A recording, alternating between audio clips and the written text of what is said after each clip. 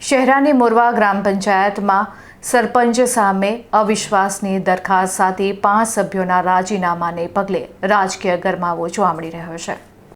મોરવા ગ્રામ પંચાયતના 5 જેટલા સભ્યોએ સામૂહિક રાજીનામા ધરી દેતા સ્થાનિક રાજકારણમાં મોટો ભડકો થયો છે।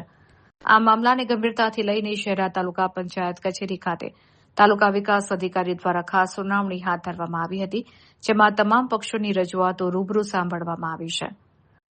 મળતી માહિતી મુજબ રાજીનામું આપનારા સભ્યોએ માત્ર હોદ્દો છોડવાની તૈયારી જ નથી બતાવી, પરંતુ વર્તમાન સરપંચ સામે મોરચો માંડતા તેમની સામે અવિશ્વાસની દરખાસ્ત પણ રજૂ કરી દીધી છે। સભ્યોના આકરા વલણને પગલે પંચાયતના આંતરિક વિખવાદો સપાટી પર આવી ગયા છે। ટીડીઓ સમક્ષ યોજાયેલી આ મહત્વની સુનાવણી દરમિયાન વિવાદના કેન્દ્રમાં રહેલા સરપંચ અને રાજીનામું આપનાર 5 સભ્યો રૂબરૂ હાજર રહ્યા હતા, જ્યારે અન્ય 2 સભ્યો ગેરહાજર જણાતા ચર્ચા જાગી છે। તાલુકા વિકાસ અધિકારીએ બંને પક્ષોની દલીલો અને રજૂઆતો સાંભળીને સમગ્ર મામલાની તલસ્પર્શી તપાસ હાથ ધરી છે। આ સુનાવણીની પ્રક્રિયા પૂર્ણ થયા બાદ ટીડીઓ દ્વારા વિવાદ અને રાજીનામા અંગેનો એક વિગતવાર અહેવાલ તૈયાર કરીને આગળની કાયદેસરની કાર્યવાહી માટે જિલ્લા વિકાસ અધિકારીને મોકલી આપવામાં આવશે। ટીડીઓના આખરી નિર્ણય બાદ જ મોરવા ગ્રામ પંચાયતના આ સત્તા સંગ્રામનો અંત આવશે।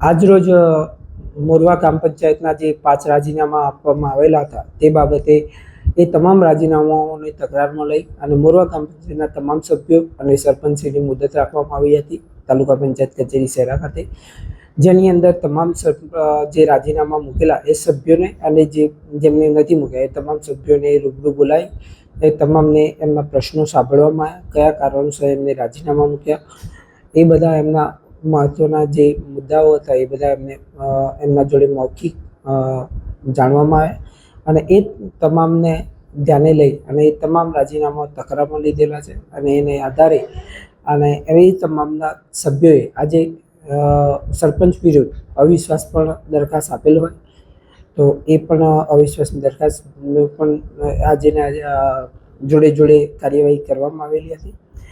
આ બધી જોતા હવે જેને યોગ્ય કાર્યવાહી કરવાની છે એ તમામ પ્રોસિડિંગ કરી અને આગળની કાર્યવાહી કરવા માટે માન્ય જિલ્લા વિકાસ અધિકારી સાહેબને વિગતવાર અહેવાલ મોકલવામાં આવશે। સભ્યો તમામ હાજર હતા? ટોટલ 7 સભ્યો છે, એમાંથી 2 સભ્યો ગેરહાજર હતા, 5 સભ્યો અને સરપંચ શ્રી હાજર હતા।